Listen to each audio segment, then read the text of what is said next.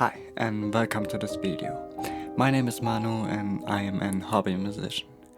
I want to talk about a platform that really changed my perspective about making music, totally, and not in a good way really. But first off, this is my first YouTube video. I'm not really used to do this, I'm not really good at editing or at voiceovers, so I'm sorry for a bit of awkwardness or mistakes. Something like that. And also my English is not the best. Sorry. Anyway, let's start with a background story first. When I was about 11 years old, I went with a friend to a podcast workshop and we recorded a podcast or something like that. We did this in somehow a professional studio with also professional audio engineers. When we were finished with the podcast recording, the engineer or the teacher came to us and asked us if we want to make music for the podcast. Making music? Wait, what? With 11 years old, I can't play any instruments, so how should I do that? So me and my friend, we were really confused. How should we do that? And then the audio engineer pulled up Magix Music Maker. I think 26, I don't know, an old version. And it was amazing. I was totally in love. The concept of the Music Maker was really simple. You could choose some loops, for example a guitar loop or a drum loop, and then put them into the playlist or something like that, and then create your own songs. What made this so special was the huge amount of loops that I could choose from, and also the layout of the program. It looked so professional, it was really amazing. However, 2 years later or 1 year later, my grandpa bought me the newest version of Magix Music Maker. That was version 2016 and it was awful, really awful. The program looked like it was designed for kids and the amount of loops that you could choose from are one sound loop. With the Plus edition, I think one collection and one sound loop, so nothing really. You also needed an account, you couldn't work offline. There wasn't store inside the program. Magic's only goal was money with that. I will probably do an extra video on the Music Maker because I really cannot recommend this program for beginners, but it was enough for the start, you know? I bought some VST instruments from other providers and then I worked in the Music Maker. And as I remember, it worked and I also had fun. A little bit later, I think with version 2020, Magix offered the opportunity to publish your music on their own community platform, the Magix Community Base. And this platform I want to talk about. The Magix Producer Base is a very simple platform. People who make music with loops can publish it on the platform. The platform is like SoundCloud, but for people who make music as a hobby musician, you know, with loops, not so professional. And I really enjoyed that, but more to that later. So like SoundCloud, you can design your own profile with your own picture, your own name and your own description.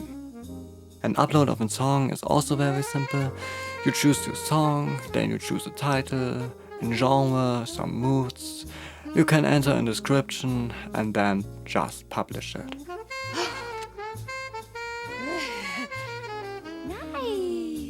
And the beginning was really fun on this platform. On this platform I found really interesting people. For example Silent Night, Radio Rebel. They made songs with loops, but really in an amazing way. When I started music making with loops, it wasn't really for me. I like really heavy music, like Bring Me the Horizon for example. And this kind of music, there wasn't any loops that represent that. So with my loop workflow I was very unsuccessful. So I went to MIDI, because I could do more things with that. On the producer base I was not the only one who used MIDI, but the most people used loops. Anyway, the people that I already mentioned, Silent Night or Radio Rebel, they really did amazing songs with loops. Really outstanding songs in my opinion. With one of them I'm still in contact and we made a lot of songs together with loops and MIDI, and it worked and it made a lot of fun. The beginning of the Producer Base was really fun. You made a song, you upload the song, people commented, people liked it. It was really great. I mean, you didn't get 100 views, but you get some, and this is something on SoundCloud, for example, you don't get, at least a normal hobby musician. Anyway, things went downhill with this dude right here. And I show his name because the profile is public, and you also have a YouTube channel, so I don't see any problem there. You know, I'm a hobby musician. I wanna make music, I wanna publish it, I wanna share it with others, but that's it. Spider Music Production wanna sell music to others. Raise your hand if you wanna get rich. He released Project Taurus or Taurus Project. This is or was the first Suno song that was uploaded to the Magix Producer Base. If you don't know what Suno is or any other IA music maker software, this dude right here explained it very well. You can now create hit songs, and the best part about it is you don't need to be a producer. You can do that with AI. The songs sound killer. Check it out. And this is the end of the Producer Base. At least for me, Silent Night and Radio Rebel disappeared, so I guess for him too. There are tons of IA songs now on the base. And the worst is, they who upload it, they don't label it as an IA song. So some IA creator argument that the user can decide by himself what he listen to, IA music or human-made music, but this argument doesn't work because the user don't know if he listen to an IA song or an normal human-made song. And then there are also people who upload IA music and say it's their own. This dude, for example, said he sung this. Yeah, you did that. And besides that IA, look at the description, it's horrible, and it's not only one guy, it's a lot. I don't know what's going on there. There are also a lot of fake likes now, always the same people like the song.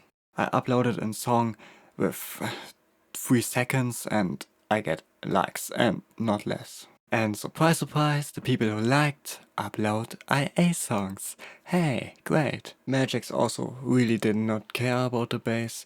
If you report a spam comment or an IA song, they do nothing.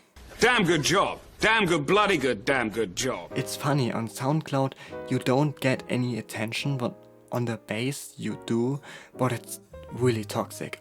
I will never upload there anything again. And I asked me, is this the end of music? If I click on an IA song, the comments are just normal, they enjoy it.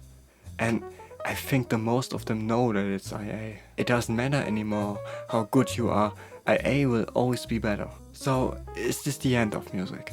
Well, in my opinion, not really. For this dude right here who has the motivation to sell music, it's probably the end, because there's so much music and now so much good IA music, he won't sell anything. For people like me, for small bands, it's not the end. Music isn't about the success you get. It isn't about the views, it's about the fun you have while you're doing it.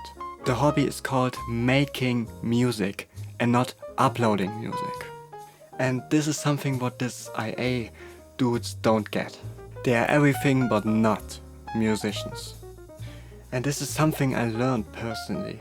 I was really sad because I didn't make any views or something like this, but it's not about that. And if this IA thing wouldn't happen, I wouldn't learn that, I guess.